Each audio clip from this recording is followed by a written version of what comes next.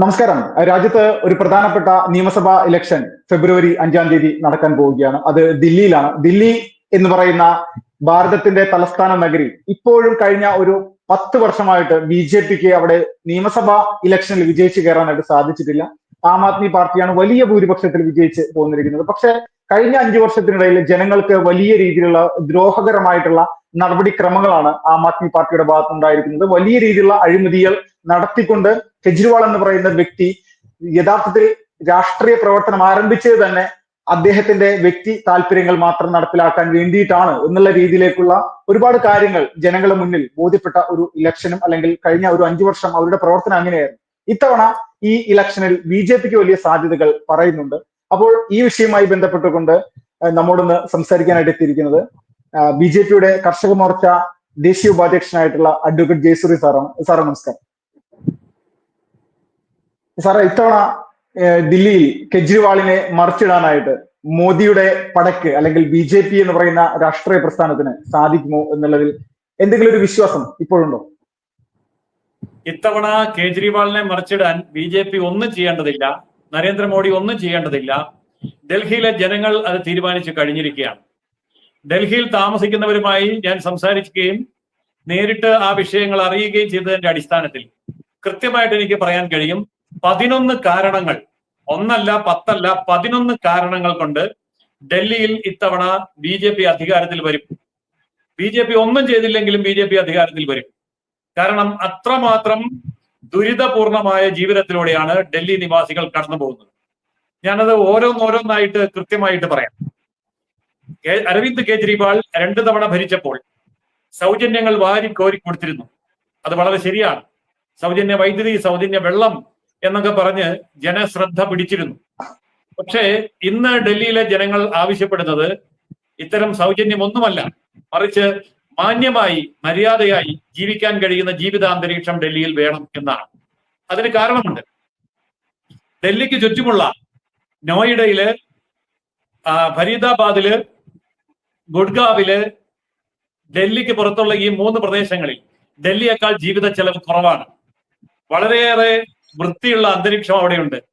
കാര്യക്ഷമമായിട്ടുള്ള വൈദ്യുതി വിതരണമുണ്ട്. എല്ലാ വിധത്തിലും ഡൽഹിയേക്കാൾ ഉയർന്ന ജീവിത നിലവാരത്തിലേക്ക് ഫരീദാബാദും ഗുഡ്ഗാവും നോയിഡയും മാറിയപ്പോൾ ഡൽഹി ഇപ്പോൾ ഒരു പ്രാകൃത പഴഞ്ചൻ വൃത്തികെട്ട നഗരമായി മാറിയിരിക്കുകയാണ്. ഇതാണ് ഒന്നാമത്തെ കാരണം. യമുനാ തീരത്ത് ആരതി ചെയ്യുവാൻ വേണ്ടി മഹാകുംഭമേളയുടെ സമയത്ത് ഡൽഹിയിലെ ജനങ്ങൾ ഒത്തുചേരുന്നുണ്ട്. പ്രത്യേകിച്ച് ബീഹാറിലുള്ളവര്, ഉത്തർപ്രദേശിലുള്ളവര്, രാജ്യത്തിന്റെ വിവിധ ഭാഗങ്ങളിൽ നിന്ന് വന്നവര് ആരതി അർപ്പിക്കാൻ വേണ്ടി യമുനാ തീരത്തേക്ക് ചെല്ലുമ്പോൾ കാലുകുത്താൻ വയ്യാത്ത രീതിയിൽ അവിടെയൊക്കെ ചെളിയും വൃത്തികേടും കെമിക്കൽ ഫോമുകളും കെട്ടിക്കിടക്കുകയാണ്.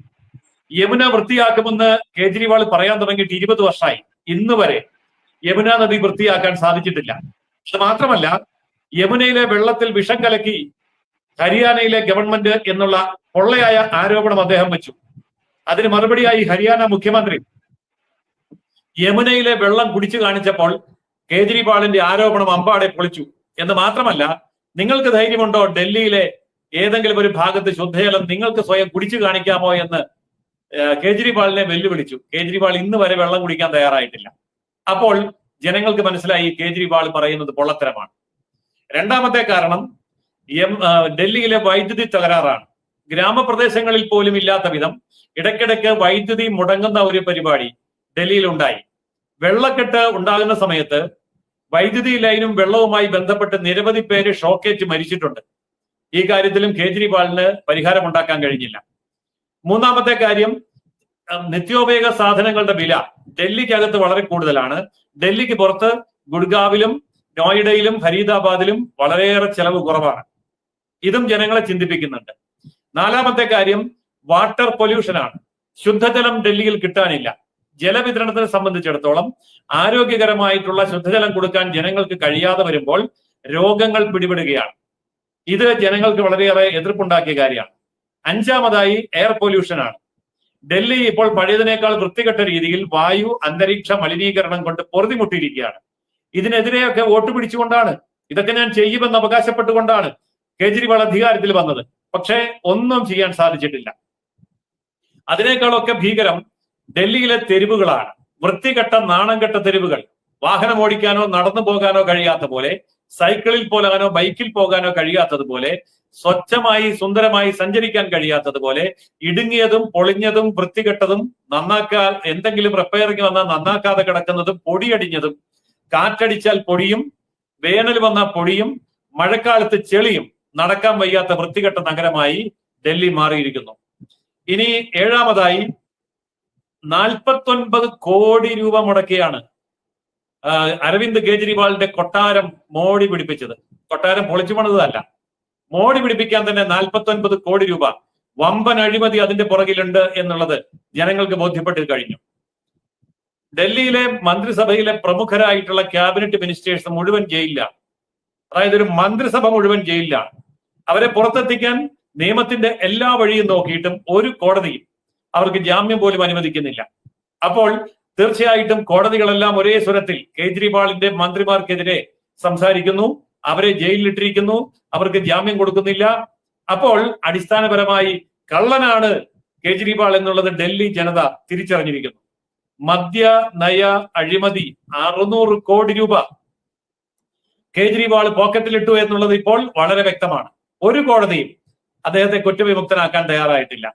അപ്പോൾ മുക്കിലും മൂലയിലും എല്ലായിടത്തും കുടിവെള്ളം കിട്ടാനില്ലെങ്കിലും മദ്യം സുലഭമായി ഒഴുക്കുകയാണ്. പക്ഷേ കേജ്രിവാളിന് പറയാനുള്ള ഒരേ ഒരു ന്യായം ഇതേ ഉള്ളൂ: BJP വന്നാൽ എല്ലാ സൗജന്യങ്ങളും അവസാനിക്കും, നിങ്ങൾക്ക് ജീവിക്കാൻ വയ്യാത്ത കാലാവസ്ഥ വരും എന്ന് പറഞ്ഞ് മനുഷ്യനെ ഭയപ്പെടുത്തുകയാണ്. ഒരു കാര്യം ഡൽഹി നിവാസികൾ വ്യക്തമായി പറയുന്നുണ്ട്, എനിക്ക് ആത്മവിശ്വാസത്തോടെ പറയാൻ കഴിയും, അരവിന്ദ് കെജ്രിവാൾ മത്സരിക്കുന്ന മണ്ഡലത്തിൽ അദ്ദേഹം വൻ മാർജിനിൽ പരാജയപ്പെടും. ഒരു സംശയവുമില്ല, അരവിന്ദ് കെജ്രിവാൾ വമ്പൻ മാർജിനിൽ പരാജയപ്പെടാൻ പോവുകയാണ്. ഇതാണ് ഡൽഹിയിൽ നിന്ന് കിട്ടുന്ന അവസാനത്തെ റിപ്പോർട്ട്. ഇനി പരസ്യമായി പറയുന്നില്ലെങ്കിലും ഡൽഹി നിവാസികളെ ഞെട്ടിക്കുന്ന ഒരു വിഷയം കൂടിയുണ്ട്. 11ാമത്തെ വിഷയം അതിതാണ്: റോഹിംഗ്യൻ മുസ്ലിങ്ങൾ, തീവ്രവാദി മുസ്ലിങ്ങൾ, ബംഗ്ലാദേശി മുസ്ലിങ്ങൾ, ഇവർക്ക് അനധികൃതമായി വോട്ടേഴ്സ് ഐഡന്റിറ്റി കൊടുത്തുകൊണ്ട്, അവർക്ക് ഡൽഹിയിൽ താമസിക്കാൻ സൗകര്യം കൊടുത്തുകൊണ്ട്, അവരുടെ പേരുകൾ വോട്ടേഴ്സ് ലിസ്റ്റിൽ ചേർത്തുകൊണ്ട് വൻതോതിൽ ഡൽഹിയിലെ ഭരണത്തെ അട്ടിമറിക്കാൻ, നിലനിർത്താൻ, ആം ആദ്മി പാർട്ടിക്ക് അധികാരത്തിൽ തുടരാൻ റോഹിംഗ്യൻ മുസ്ലിമിന്റെയും ബംഗ്ലാദേശി മുസ്ലിമിന്റെയും വോട്ട് ചേർത്തിരിക്കുന്നു, വോട്ടേഴ്സ് ലിസ്റ്റിൽ വലിയ അട്ടിമറി നടത്തിയിരിക്കുന്നു എന്നുള്ള കാര്യവും അവിടെ പ്രതിപക്ഷങ്ങൾ ഹൈലൈറ്റ് ചെയ്തിട്ടുണ്ട്. ഈ 11 കാര്യങ്ങൾക്ക് പുറമെ മറ്റൊരു കാര്യം കൂടി ഡൽഹിയിൽ കാണാൻ കഴിയും. 12ാമത്തേത്, BJPയുടെ കൊടികളാണ് എങ്ങും. നമ്മൾ കേരളത്തിൽ ഇരുന്നുകൊണ്ടാണ് ഇത് സംസാരിക്കുന്നത്. വടക്കേ ഇന്ത്യയിലെ തെരഞ്ഞെടുപ്പ് പ്രചരണത്തിന്റെ പ്രത്യേകത, ഏത് പാർട്ടിക്കാണോ വോട്ട് ചെയ്യുന്നത് അവരുടെ വീടുകൾക്ക് മുകളിൽ, വാഹനങ്ങൾക്ക് മുകളിൽ, കടകൾക്ക് മുകളിൽ, ഓഫീസുകൾക്ക് മുകളിൽ ആ പാർട്ടിയുടെ കൊടി ഉയർത്താൻ ഉത്തരേന്ത്യക്കാർക്ക് യാതൊരു മടിയുമില്ല. ഡൽഹിയിൽ നിന്ന് പോയി നോക്കൂ, ഡൽഹിയിലെ തെരുവുകൾ മുഴുവൻ BJP കൊടിയാണ്. ഡൽഹിയിലെ വീടുകൾക്ക് മുഴുവൻ മുകളിൽ BJPയുടെ കൊടിയാണ്. ഡൽഹിയിലെ വാഹനങ്ങൾ മുഴുവൻ BJP കൊടിയാണ്. ഡൽഹിയിലെ ഓഫീസുകളിൽ മുഴുവൻ BJP കൊടിയാണ്. ഡൽഹി BJPയുടെ കൊടികൾ കൊണ്ട് നിറഞ്ഞു കവിഞ്ഞിരിക്കുകയാണ്. വ്യക്തമായ സൂചനയാണ് BJP ശക്തമായി തിരിച്ചു വരും എന്നുള്ളത്. എന്നാൽ ഇതിന്റെയൊക്കെ അടിസ്ഥാനപരമായിട്ടുള്ള ഒരു കാരണം, ഇയാൾ കള്ളനാണ്, അതായത് മുന്നോട്ട് പുരോഗതിയിലേക്ക് ഡൽഹിയെ നയിക്കാൻ കഴിവില്ലാത്തവനാണ്. അതുകൊണ്ട് കേജ്രിവാളിന്റെ കാലഘട്ടം അവസാനിച്ചിരിക്കുന്നു, ഇനി കേജ്രിവാളിനെ ചുമക്കേണ്ട ആവശ്യമില്ല എന്ന് ഡൽഹി നിവാസികൾ ഒന്നടങ്കം തീരുമാനിച്ചിരിക്കുന്നു. ഏറ്റവും കുറഞ്ഞത് 45 സീറ്റോടുകൂടി ഭാരതീയ ജനതാ പാർട്ടി അധികാരത്തിൽ വരും എന്നുള്ളതാണ് ഇന്ന് കിട്ടുന്ന റിപ്പോർട്ടിന്റെ അടിസ്ഥാനത്തിൽ എനിക്ക് പറയാൻ കഴിയുന്ന വസ്തുത.